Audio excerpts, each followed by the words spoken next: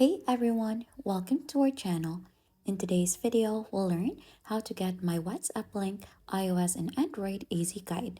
So onto this tutorial, we're gonna learn how you get your WhatsApp link onto your mobile devices. So as you can see, I'm currently logged in onto my WhatsApp already, and for you to be able to get started, you need to log in as well. So once you're already in, just choose in a conversation where you want to send the link.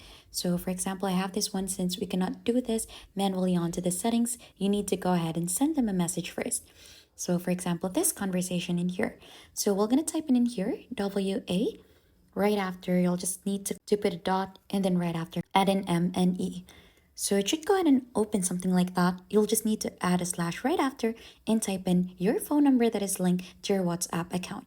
So right after you've put in your number in there, you'll just have to send that, and it should generate a link so that once they click onto the link that you've sent, they should be able to go ahead and open your profile or conversation.